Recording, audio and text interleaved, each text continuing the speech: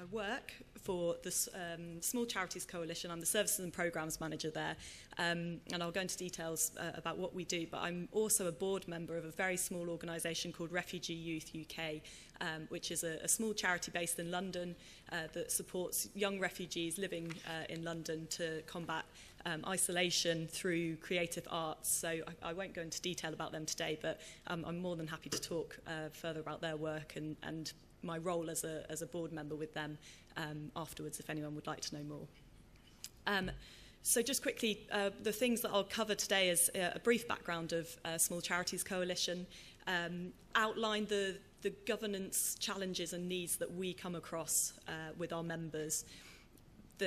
We've been around for about 10 years now, and there are some really key challenges that are very apparent, but also emerging themes and practical solutions that we can see our members using, but also the ways that we're trying to support our members to overcome these challenges.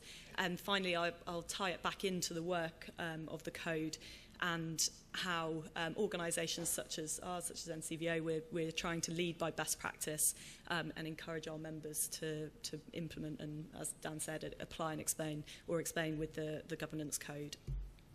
So just quickly, a very brief rundown of the history of Small Charities Coalition. So we're 10 years old. We are an independent organisation, so we're not attached to or funded by the government in the UK. We were set up by an individual who was running his own small charity back in 2007, and he was very frustrated by not being able to access lots of resources and skills. He was running the organisation voluntarily, but yet he knew within the sector in the UK there was a huge amount of skill, knowledge and experience. Over the years, we grew this coalition to be a membership body for small charities in the UK,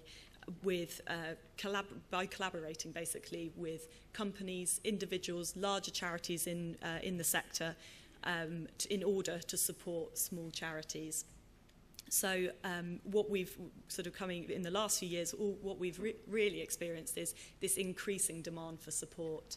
And that's led us to start to look at how we can use technology in order to meet the increasing demand so that we can achieve scale in the service provision that we deliver. And I'll detail that a bit further later on. But essentially, we're using some software called Salesforce. I don't know if anyone's come across Salesforce before, but it's a CRM system which we already use, but we're using it to develop our website, a member login area, and then also to kind of refresh our database and how we interact with our members so that we can support more small charities whilst not necessarily growing the amount of resource that we have as an organisation. And finally, the direction we're going at the moment is sort of under review because we're going through a strategic review period ourselves that will start in April next year. But some of the key priorities that are becoming clear already are being able to achieve scale in order to support many more small charities, but also being able to raise our profile as an organisation. We may be very small, but we are aware that there's a lot of need from small charities in the UK for our support. Just to give you a sense of that need, so our definition of a small charity is taken from the NCVO almanac data, is a charity with an annual income of up to £1 million. That represents 97% of the UK charity sector, which is a figure that many people, I think, in the UK are not aware of, actually. And so, as Dan mentioned, with the statistics he shared earlier, there's approximately 160,000 small registered charities, and then there's an estimation, but it's not really known due to the fact they're not registered. There's approximately 600,000 unregistered charities in the UK. Now, the Small Charities Coalition accepts unregistered and registered charities as members. Membership is free, and at the moment we have just over 8,400 members in the UK, which we're very proud of. However, we are really a long way off supporting a lot of the sector. There's a long way to go, and so that goes back to some of our key focus areas at the moment, is seeing how we can achieve scale through using technologies, which will come up as a bit of a theme later on. So in context of the type of support that our members come to us with, and the reason why this is so appropriate for today with this governance symposium, 74% of the queries we received last year, and we receive around 750 to 800 queries a year, they were governance related. 44% of those queries were regarding setting up and registering a charity. This is the most common area that we receive questions on in our work.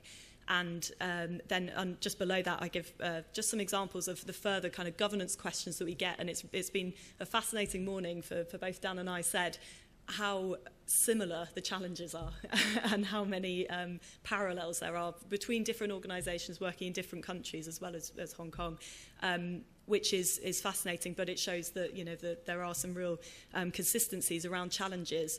And so people come to us looking for legal advice. Our members, you know, are unable to pay for legal advice. They're looking for where they can secure pro bono legal advice, HR and employment support, support around resolving board disputes, financial management. Again, it's members that we support. It's very rare that they'd actually be able to pay an accountant to do their or support them around financial management. And then, as again, a really common theme that was coming up this morning, board recruitment and also retention, I should put there as well.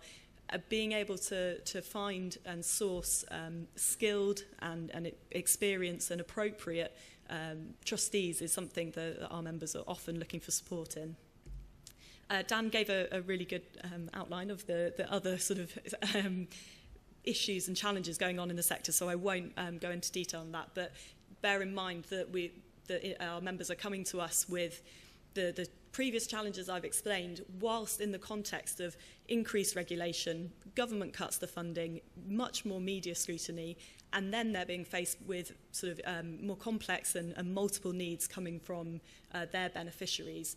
And something that really has become apparent to us in this context is that our trustees, so board members, they are doing this voluntarily in their spare time, often around full-time work.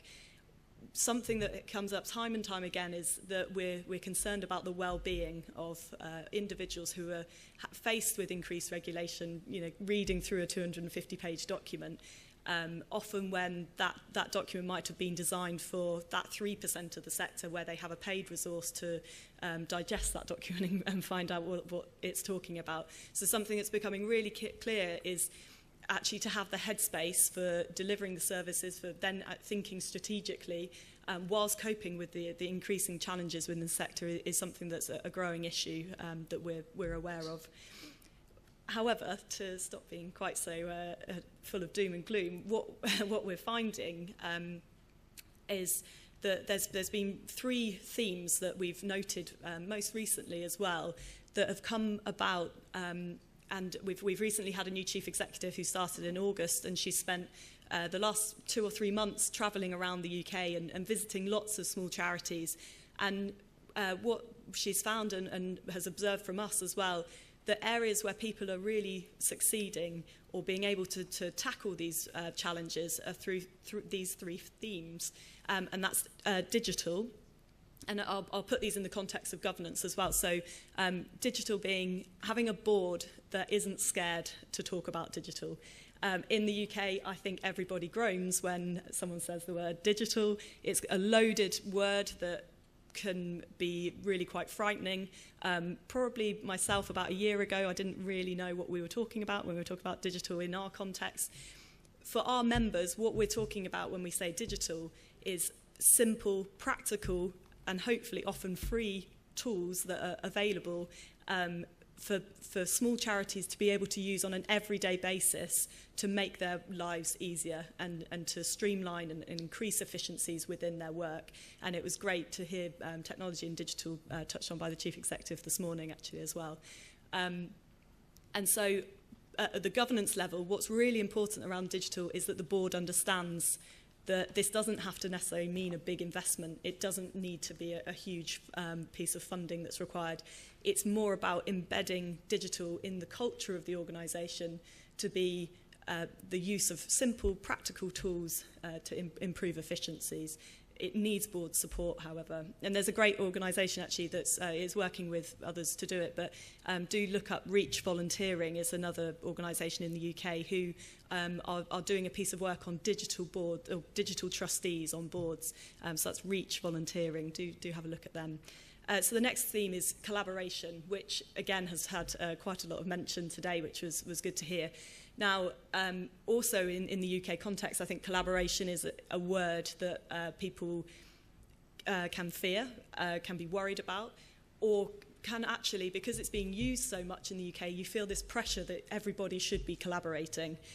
Again, at the governance level, it's about being aware of the multiple and complex needs that beneficiaries are facing, and thinking and having a really clear purpose and a sense of your organisation's aims and remit, and then mapping out where you could collaborate to further support those your beneficiaries through collaborating with other organisations. And then finally, another theme that's come about, and this is through seeing some incredible examples of from members of really innovative ways of working with volunteers. And there's one of our members who Mandy, our chief exec, met with, and they are entirely volunteer-led, but they have a structure. They've got a chief executive who's not paid. They have then a formal structure of different departments, and they are entirely volunteer-led, and it's fascinating. And they use the same sort of HR principles and support, but it's all voluntary. And I think it's again having sort of working with volunteers through effective recruitment and retention, but also by providing support, training, in order to allow them to be able to support the organisation and the beneficiaries in the best way. So just very quickly, the work of the Small Charities Coalition is sort of summarised in these very brief columns here. We provide a free helpline to our members.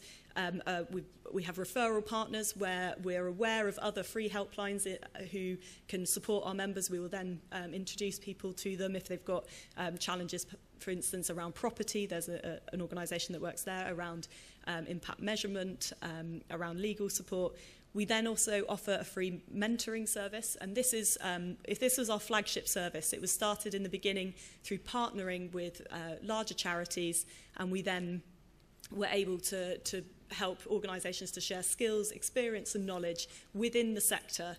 And what we found actually was that larger charities, those individuals, they benefited just as much as the individuals from the smaller charities. We then deliver a lot of training, which is a lot of it can be governance focused. It's reminders and refreshers, as Dan was saying, about the importance of having the refreshers on good governance, the basic responsibilities and duties of trustees. Our model for training is that we secure free venues and free trainers as well, so they're professionals who deliver the training for free, and then we charge a nominal cost of £30 for a full day's training and £15 for a half day training for our small charity members, because we're aware their training budgets often can be about £300 a year for the entire organisation, so it's very difficult for them to be able to have access to lots of training. And then finally, our online support is through an email help service, as well as we have a bank of resources which are all free, tailored resources that we signpost to help small charities access the information, the answers that they need. It's a quick kind of rundown of the outcome of some of the support that we provide. It generally increases confidence. People feel that their query and the issues that they had were fully met with support. 75% felt that. It increases understanding of roles and responsibilities, and 100% fed back that they felt that their skills and organisational resilience had increased. So just to tie this back into the work of the code, taking all three of those themes of the digital, collaboration and volunteers, I think the code is actually a really good example of that. It is an online solution. There aren't, for this iteration, there aren't hard copies going to be provided. It's very much a collaborative approach that has been something that's been driven from the sector by sector bodies that perhaps wouldn't traditionally work together, bringing them all together to work to support their beneficiaries. And also, it's, as Dan mentioned, it's a voluntary code that people can sign up to. But also, it was voluntary for the members of the steering group to be involved. And I think it's, again, that's an example of where we can lead by best practice as being infrastructure bodies. And our key reasons for being involved as Small Charities Coalition is that we're really keen to be able to put the small charity voice over and for it to be heard in guidance, in information that's being provided for a sector-wide approach, but also so that guidance that's produced, as Dan said, it's very difficult to do a sort of one-size-fits-all, but we were able to give a different perspective so that it's simple, proportional and supportive. And now comes the next stage, and in particular for our members, I think we will find that it will be challenging to encourage them to implement the code, even to sort of make sure that people are aware of the code in the first place. They're our next challenges, really. But we will use our, all the groups on the code steering group will be using their member communications. Social media is a really big tool. We have, at Small Charities Coalition, we've got 24,000 Twitter followers, and it's a really important channel for us to get information out. And then the next stage is looking at those organisations that we haven't tapped into, who might be more isolated or based perhaps more rurally in the UK, how we can make them aware that the code exists and that it can be applied proportionately. Thank you very much.